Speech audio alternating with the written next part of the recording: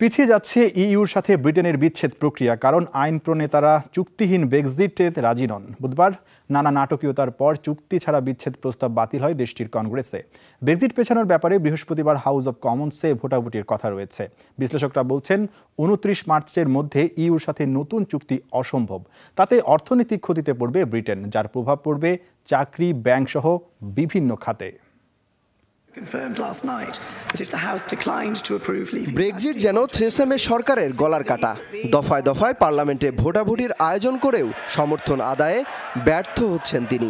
মঙ্গলবার দ্বিতীয় দফায় 149 এবং বুধবার 4 ভোটের ব্যবধানে প্রস্তাব প্রত্যাখ্যান হলে আবারও ভোটের ডাক দেন ব্রিটিশ প্রধানমন্ত্রী। ইউরোপীয় ইউনিয়ন থেকে ব্রিটেনের বিচ্ছেদ বিলম্বিত করতে বৃহস্পতিবার আবারও হাউস অব কমন্সে ভোটাভুটির কথা রয়েছে।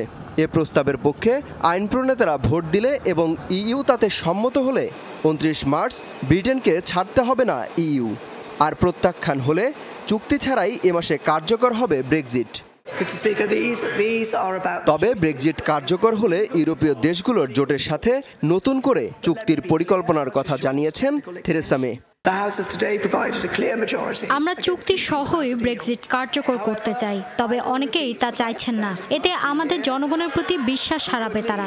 ইইউ থেকে বেরিয়ে গেলেও নতুন কোনো চুক্তি করতে চাই আমরা। যদি ইইউ আলোচনার টেবিলে বসতে প্রস্তুত থাকে তাহলেই এটা সম্ভব, তবে অবশ্যই এর জন্য আমাদের একমত প্রকাশ করতে হবে। আইন প্রণেতাদের শঙ্কা, 29 মার্চ চুক্তি ছাড়াই ব্রেক্সিট কার্যকর হলে বড় ধরনের অর্থনৈতিক ক্ষতির মুখে পড়বে ব্রিটেন। ব্রেক্সিটের প্রস্তাব বারবার প্রত্যাখ্যান খুবই হতাশাজনক। মনে হচ্ছে আমরা সুযোগ হাতছাড়া করছি, কিন্তু এটা পরিষ্কার যে চুক্তি ছাড়া ইইউ থেকে বেরিয়ে গেলে অর্থনৈতিক সংকটে পড়তে হবে ব্রিটেনকে। বিশ্লেষকদের শঙ্কা, চুক্তিহীন ব্রেক্সিট পরবর্তী প্রভাব পড়বে ব্রিটেনের জাতীয় নিরাপত্তা, চাকুরির বাজার সহ ব্যাংকিং খাতগুলোতে। অমিত হাসান রবিন, যমুনা নিউজ।